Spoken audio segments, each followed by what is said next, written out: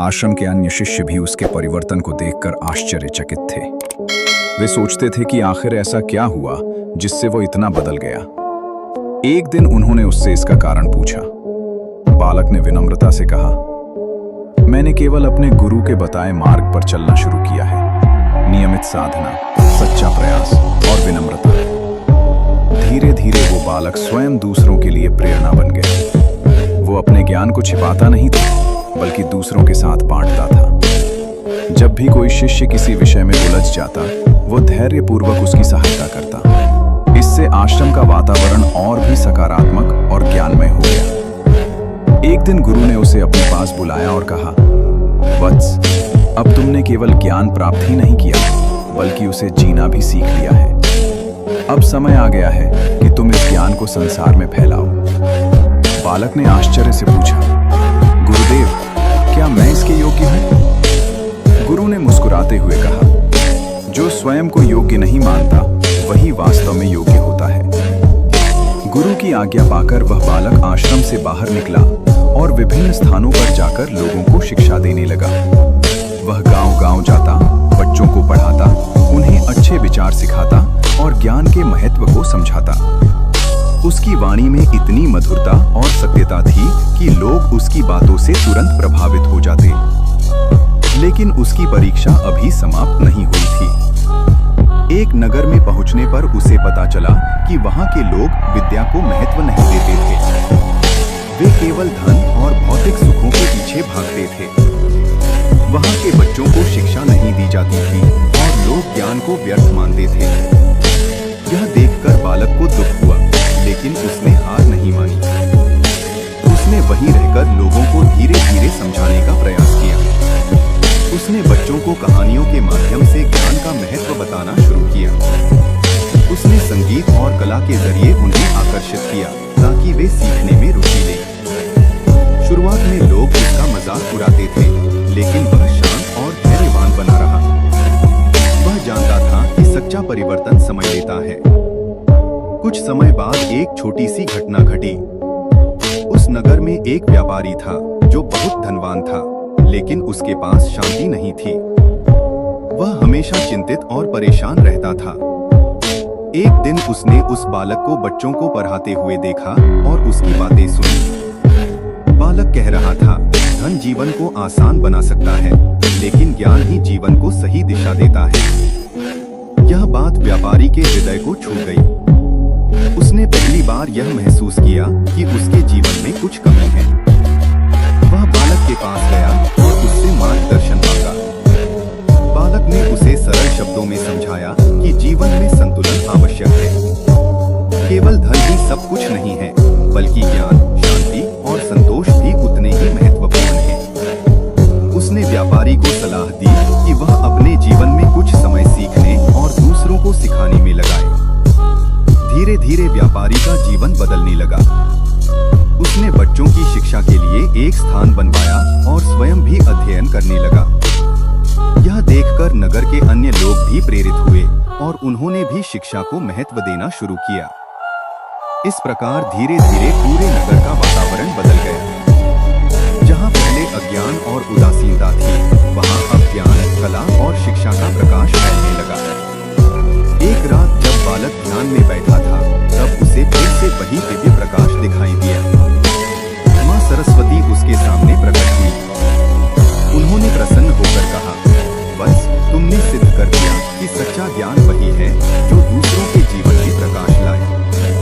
बालक ने विनम्रता से कहा, हे माता, यह सब आपकी कृपा से ही संभव हुआ है। देवी ने कहा, याद रखो, जहाँ भी कोई सच्चे मन से ज्ञान बांटता है, वहाँ मेरी उपस्थिति स्वतः ही होती है।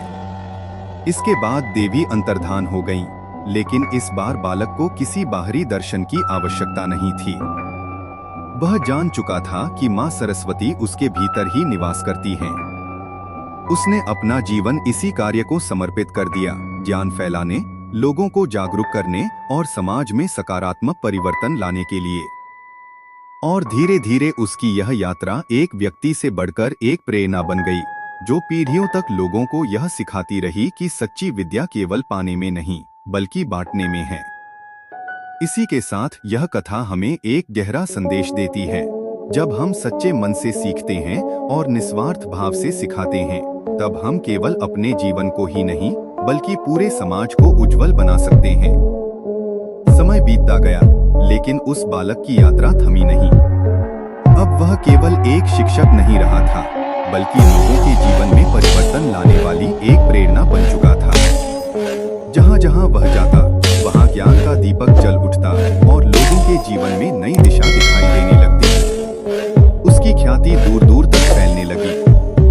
कई स्थानों से लोग उसे आमंत्रित करने लगे ताकि वह उनके नगरों और गांवों में भी शिक्षा का प्रकाश फैला सके। परंतु वो हमेशा विनम्र बना रहा। वो कहता, मैं कुछ नया नहीं देता, मैं केवल वही याद दिलाता हूँ जो पहले से ही हमारे भीतर है। एक दिन वो एक घने वन के पास पहुंचा, जहाँ एक प्राचीन आश्रम था। उस आश्रम के बारे में कहा जाता था कि वहाँ एक अत्यंत तपस्वी ऋषि रहते हैं, जो वर्षों से मौन व्रत में लीन है और किसी से संवाद नहीं करते। लोग उनसे भयभीत भी रहते थे, क्योंकि उनके ज्ञान की गहराई को कोई समझ नहीं पाया था। बालक ने सोचा कि उसे उस ऋषि से मिलना चाहिए। वो आश्रम के भीतर गया और दूर से ही उन्हें प्रणाम किया। ऋषि गहरे ध्यान में लीन थे। चारों ओर पूर्ण शांति थी, जैसे समय भी वहां ठहर गया हो। बालक चुपचाप उनके सामने बैठ गया और प्रतीक्षा करने लगा। कई घंटे बीत गए, फिर भी ऋषि ने आंखें नहीं खोली। लेकिन बालक अधीर नहीं हुआ।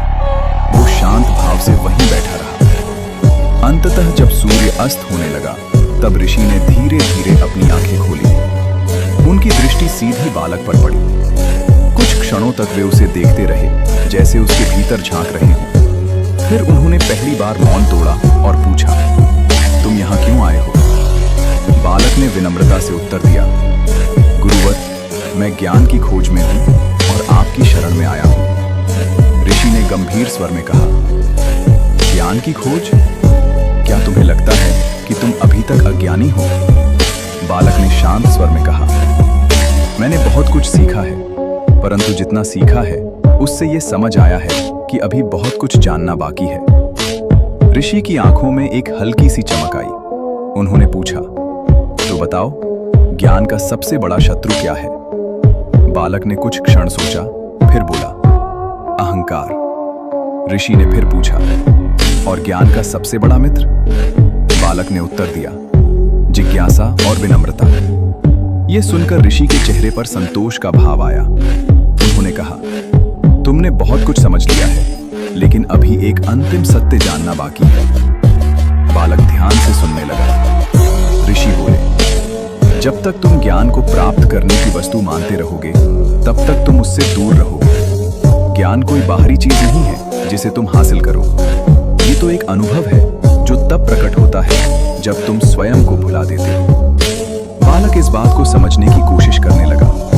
उसने पूछा, गुरुवर, स्वयं को भुलाने का क्या अर्थ है? ऋषि ने उत्तर दिया, जब तुम अपने अहंकार, अपनी पहचान, अपने मैं को छोड़ देते हो, तब जो शेष बचता है वही सच्चा ज्ञान है। ये सुनकर बालक गहरे चिंतन में डूब गया। उसे लगा जैसे अब तक की उसकी सारी यात्रा उसे इसी क्षण तक लाने के लिए थी। वो वहीं आश्रम में कुछ समय रुक गया। उसने ऋषि के साथ मौन में रहना सीखा, बिना शब्दों के, बिना प्रश्नों के, केवल अनुभव के माध्यम से। धीरे धीरे उसने महसूस किया कि उसके भीतर एक गहरी शांति उत्पन्न हो रही है। अब उसे उत्तर खोजने की आवश्यकता नहीं पड़ती थी, क्योंकि प्रश्न ही समाप्त होने लगे थे। एक दिन ध्यान की अवस्था में उसे फिर से वही दिव्य अनुभूति हुई। इस बार मां सरस्वती किसी रूप में प्रकट नहीं हुई, लेकिन उनकी उपस्थिति स्पष्ट थी। एक शांति, एक प्रकाश, एक गूंजती हुई ध्वनि के रूप में। उसके भीतर एक भाव उत्पन्न हुआ, ज्ञान शब्दों से परे है और वही सच्चा संगीत है। जब उसने आंखें खोली तो ऋषि उसके सामने खड़े थे। उन्होंने कहा, अब तुम तैयार हो? बालक ने पूछा, किसके लिए गुरुवर? ऋषि ने उत्तर दिया, अब तुम्हें सिखाना नहीं है, अब तुम्हें जगाना है। लोगों को ज्ञान देना नहीं, बल्कि उन्हें उनके भीतर के ज्ञान से मिलवाना है। यह सुनकर बालक ने प्रणाम किया और आश्रम से बाहर निकल पड़ा। लेकिन अब उसकी यात्रा पहले जैसी नहीं थी। अब वो केवल शब्दों के माध्यम से नहीं, बल्कि अपने अस्तित्व के माध्यम से लोगों को प्रभावित करता था। जहां भी वह जाता, लोग उसके पास बैठते और बिना कुछ कहे ही शांति का अनुभव करते। कई बार वह कुछ नहीं सिखाता था, केवल मौन में बैठता था, और वही मौन सबसे बड़ा उपदेश बन जाता था। धीरे धीरे उसकी कथा एक व्यक्ति की कहानी से बढ़कर एक परंपरा बन गई। एक ऐसी परंपरा जो यह सिखाती थी कि ज्ञान केवल पढ़ने और सिखाने में नहीं, बल्कि अनुभव करने और जीने में है। और कहते हैं, आज भी जब कोई सच्चे मन से ज्ञान की खोज करता है, जब कोई अहंकार को त्याग कर विनम्रता के साथ सीखने की इच्छा रखता है, तब उसी दिव्य परंपरा की झलक उसे अपने जीवन में मिलती है। क्योंकि मां सरस्वती केवल एक देवी नहीं है, वे हर उस क्षण में उपस्थित हैं जब अज्ञान से ज्ञान की ओर एक कदम बढ़ाया जाता है। समय के प्रवाह के साथ वह साधक अब एक जीवित परंपरा बन चुका था, लेकिन उसकी यात्रा अभी भी समाप्त नहीं हुई थी। अब उसके भीतर एक नई जिज्ञासा जन्म लेने लगी। क्या यह ज्ञान केवल मनुष्यों तक सीमित है या संपूर्ण सृष्टि में व्याप्त है? इसी प्रश्न का उत्तर